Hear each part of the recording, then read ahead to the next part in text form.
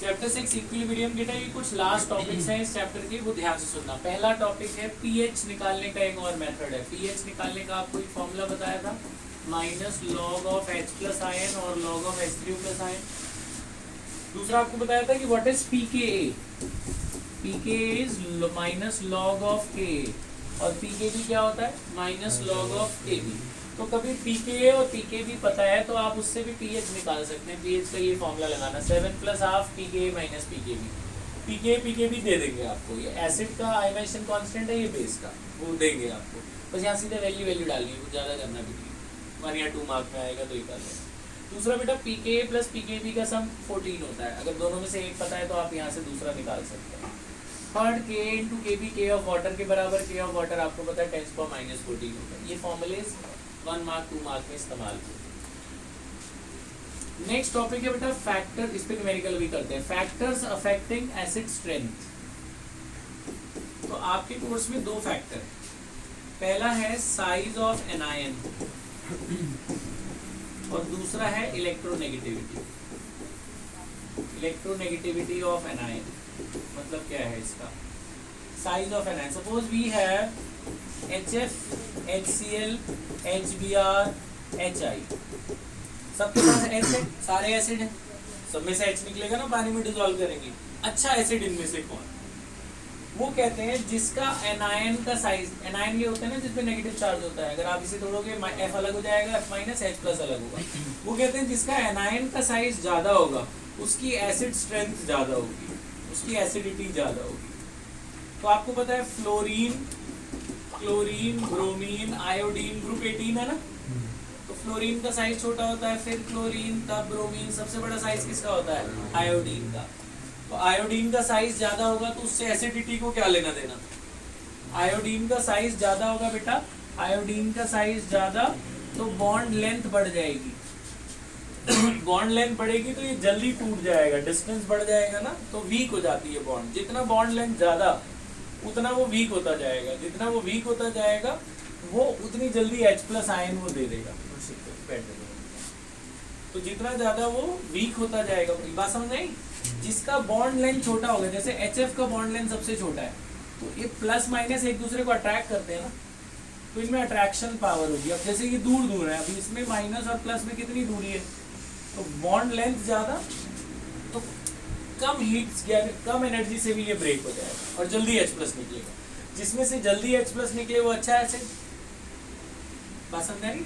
तो सबसे बड़ा साइज जिसमें एनायन का होगा उसकी एसिड स्ट्रेंथ ज्यादा होगी। तो सबसे अच्छा एसिड कौन, HI, तब HBr, तब HCl, तब HF।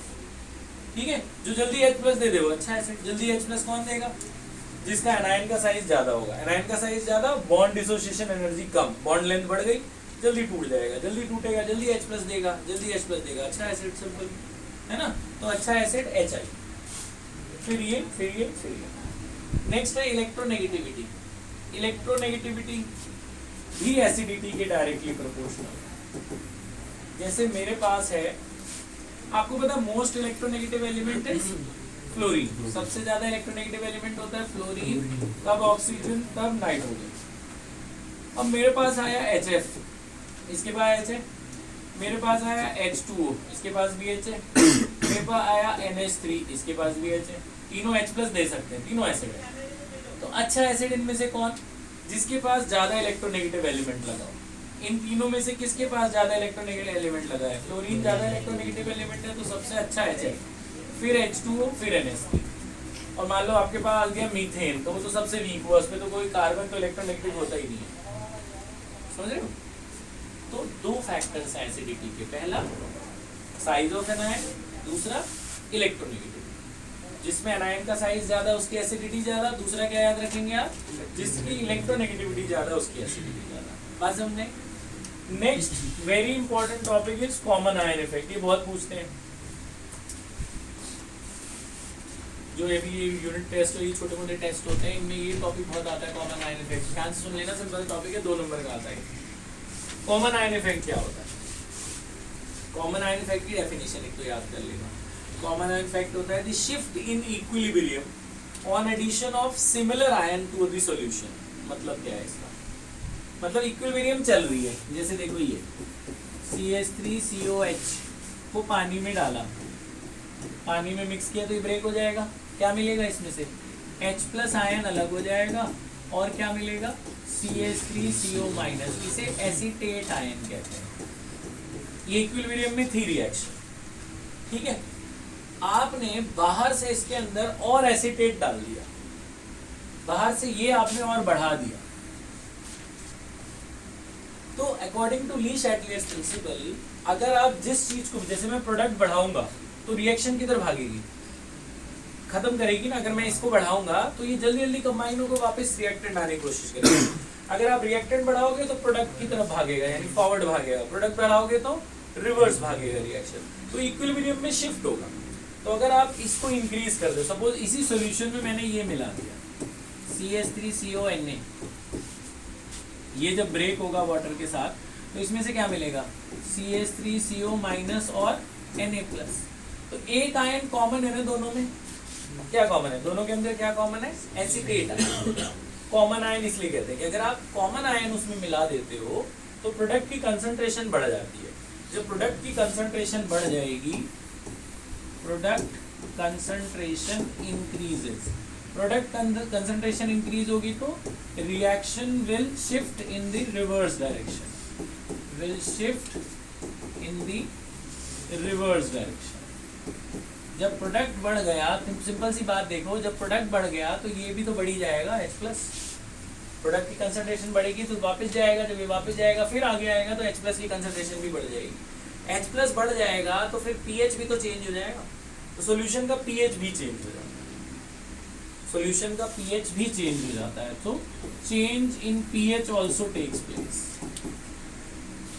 ठीक है। तो वो कहते हैं कि अगर आप कोई भी सॉल्यूशन, कोई सॉल्यूशन चल रहा है और उसके अंदर कोई आयन आया और वैसा ही सिमिलर आयन आपने मिला दिया, सेम आयन आपने मिला दिया, तो उसकी प्रोडक्ट की कंसंट्रेशन बढ़ जाएगी, तो उसकी वजह से रिएक्शन पीछे की डायरेक्शन में भागेगी, तो उसका इक्विलिब्रियम शिफ्ट हो जाएगा। इक्विलिब्रियम शिफ्ट होगा तो उसका pH में भी चेंज हो जाएगा। बस इतना सा है कॉमन, कोई बहुत बड़ी चीज नहीं है। इसके ऊपर एक न्यूमेरिकल आता है, मैं भी आपको करा दूंगा। नेक्स्ट टॉपिक है बेटा buffer solution, second last topic इस चैप्टर का, बफर सॉल्यूशन।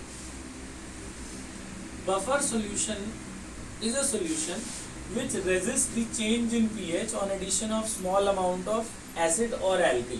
ये तो इसकी डेफिनेशन है। इसका मतलब क्या है? डेफिनेशन तो याद कर लेना। मतलब ये है, बफर सॉल्यूशन एक टाइप का सॉल्यूशन होता है। जैसे सिंपल सी बात है कि भैया आपके पास एसिड है और पानी है, एसिड और पानी है, मैंने उसमें और एसिड मिला दिया तो एसिडिटी बढ़ेगी ना। एसिड और मिलाओगे तो एसिडिटी बढ़ेगी, और अगर मैंने उसमें बेस मिला दिया तो बेसिसिटी बढ़ेगी। अगर एक बेसिक सॉल्यूशन उसमें और बेस मिला दिया तो बेसिसिटी बढ़ेगी। बफर सॉल्यूशन एक ऐसा सॉल्यूशन होता है कि अगर उसमें आप थोड़ा एसिड मिलाओ या थोड़ा बेस मिलाओ, उसके पीएच को कोई फर्क नहीं पड़ेगा, ना उसकी एसिडिटी बढ़ेगी ना उसकी बेसिसिटी बढ़ेगी। ऐसा क्या हो गया? जैसे हमारा ब्लड, नेचुरल, इसका एग्जाम्पल है ब्लड। हमारा ब्लड एक बफर सॉल्यूशन है। हम बाहर से एसिड भी खाते हैं, दही वगैरह खाते हैं, नींबू रस पीते हैं, जूस पीते हैं, है ना, उसमें एसिड होता है। बेस भी हम खा लेते हैं। तो अगर हम एसिड मिलाते हैं तो हमारा ब्लड एसिडिक तो नहीं हो जाता, या हम बेस मिलाते हैं तो हमारा ब्लड बेसिक तो नहीं हो जाता। हमारा ब्लड तो न्यूट्रल, जिस पीएच पे वो मेंटेन रहता है अराउंड 6.7 के पीएच पे, वो उसी पीएच पे बना रहता है। तो ब्लड एक बफर सॉल्यूशन है। अगर आप बाहर से एसिड मिलाते हो तो अपने आप में वो बेस जनरेट कर लेता है, और आपने जो बाहर से एसिड मिलाया ना उसे न्यूट्रल कर देगा, ये उसकी एबिलिटी है। और अगर आप बेस खाओगे तो एसिड जनरेट करेगा, उसको न्यूट्रल कर देगा, मतलब अपने पीएच को बढ़ने नहीं देगा। थोड़ा मोड़ा बहुत ज़्यादा एसिड खा लोगे, बहुत बेस, तो वो तो बात है, वो तो फर्क पड़ेगा, लेकिन स्मॉल चेंज इन एसिड और base will never affect the pH of the solution. थोड़ा सा एसिड या बेस मिलाओगे तो वो अपने आप में उल्टा जनरेट करके आपको न्यूट्रल कर देगा, जो आपने मिलाया होगा ना उसे खत्म कर देगा, उसके इफेक्ट को न्यूट्रलाइज कर देगा, तो उससे उसके पीएच में कोई फर्क नहीं पड़ता। बात समझ नहीं? बफर क्या होता है? एक टीचर ने बताया था कि buffer is like a duffer, जिसको कुछ भी समझाओ समझ ही नहीं आया। वही बात है कि उसमें एसिड मिलाओ चाहे बेस मिलाओ, उसको फर्क ही नहीं पड़ना, वो वैसे ही रहेगा जैसा है। तो वैसे ही वो भी होता है, उसको कुछ भी समझा दो ऐसे ही रहेगा, तो उसको फर्क नहीं पड़ता। ये बात समझ नहीं? बफर सॉल्यूशन क्या होता है? एक टाइप का सॉल्यूशन है जो जिस पीएच पे बना दिया गया उसी पीएच पे रहेगा। थोड़ा मोड़ा एसिड या बेस मिलाने से उसको कोई फर्क नहीं पड़ना, वो वैसे ही रहेगा। ठीक है, एसिड मिलाओगे तो बेस बन जाएगा, बेस मिलाओगे तो एसिड जनरेट करके आपको न्यूट्रल कर देगा। बस सिंपल एग्जांपल जो बताया वो याद कर लो। Next is solubility. कोई भी सोल्यूट किसी सॉल्वेंट में जब घोलते हो तो डिसॉल्व हो जाता है, आयोनाइज हो जाता है, टूट जाता है।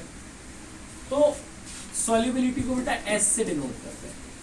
इसके अब हमें कैसा पता चलेगा कि वो पूरी तरह घुला है कि नहीं घुला, उसके 3 केस है। अगर सॉल्युबिलिटी इन्होंने 3 केसेस लिखे, वो केसेस याद रखिए ना। मतलब जो आपने सोल्यूट डाला उसकी सॉल्युबिलिटी 0.1 मोलर से ज्यादा है। मतलब मैंने नमक डाला पानी के अंदर और नमक की जो मोलैरिटी आ रही है वो 0.1 मोलर से ज्यादा आ रही है। 1 लीटर पानी की बात हो रही है, ठीक है। हर स्टैंडर्ड हमेशा 1 लीटर पे करते हैं एक्सपेरिमेंट। तो मैंने नमक पानी में डाला, उसकी सॉल्युबिलिटी, उसकी मोलैरिटी 0.1 मोलर से ज्यादा आ रही है। इसका मतलब है कि वो पूरी तरह से सोल्यूबल है। तो it is completely soluble. Completely it is मतलब सोल्यूट की बात हो रही है, तो इट इज कंप्लीटली सोल्यूबल। अगर सॉल्युबिलिटी 0.01 और 0.1 के बीच में, 0.1 से कम है, 0.01 से ज्यादा है, तो इट इज पार्शियली सोल्यूबल। तो मतलब कि वो घुला है, पूरी तरह नहीं घुला, कुछ घुला है कुछ नहीं घुला है, ऐसा टाइप है। और अगर सॉल्युबिलिटी 0.01 से भी कम है तो इसको आप कह सकते हो एक तरह से इनसोल्यूबल टाइप कह सकते हो, ठीक है। या कह सकते हैं कि भाई स्पेरेंगली सोल्यूबल, मतलब थोड़ा मोड़ा 1 आध 2 आयन घुले होंगे, बाकी नहीं घुले, एक तरह से इनसोल्यूबल, प्रैक्टिकली इनसोल्यूबल। तो ये 3 केस। अब ये निकालते कैसे हैं, ये सॉल्युबिलिटी वगैरह निकालते कैसे हैं, और ये टॉपिक है सॉल्युबिलिटी प्रोडक्ट कांस्टेंट। ये क्या होता है, ध्यान से सुनना। एक क्वेश्चन बताता हूँ मैं आपको। सॉल्युबिलिटी प्रोडक्ट कांस्टेंट की बात करें, ये लास्ट टॉपिक है इस चैप्टर का। सॉल्युबिलिटी प्रोडक्ट कांस्टेंट इस चैप्टर का आखिरी टॉपिक। इसमें मैं आपको एक न्यूमेरिकल करके दिखाता हूँ और वैसा आपको क्वेश्चन करना है। सॉल्युबिलिटी प्रोडक्ट कांस्टेंट को ऐसे डिनोट करते हैं, KSP, सॉल्युबिलिटी प्रोडक्ट कांस्टेंट। जैसे एसिड के कांस्टेंट को क्या लिखते हैं, Ka, बेस के कांस्टेंट को क्या लिखते हैं, Kb। अगर मोलैरिटी वाला था इस क्वेश्चन में हमने करा था Kc, प्रेशर वाला दिया होता तो क्या होता है Kp, इतने सारे K। ऐसे ये सॉल्युबिलिटी प्रोडक्ट कांस्टेंट आयंस के लिए। फॉर एग्जांपल मेरे पास क्वेश्चन आया जी, NaCl है आपके पास और दूसरा है जी कैल्शियम हाइड्रोक्साइड। दोनों को मैंने पानी में डाला, ठीक है। हमसे पूछा बताओ कौन ज्यादा सोल्यूबल है, ये कि वो। दोनों को मैंने पानी में डाला और वो जो उसका कांस्टेंट है KSP वो दे देंगे।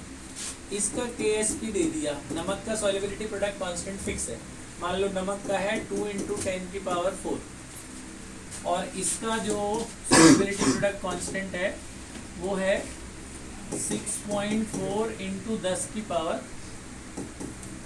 आपकी 8 या 9, ये हाँ 8, ठीक है। ये है, दोनों का KSP दे दिया। मुझे बोला बताओ जी दोनों में से ज्यादा सोल्यूबल कौन। तो ध्यान से सुनना मेथड क्या है। मेथड ये है, NaCl को आप आयोनाइज कराना।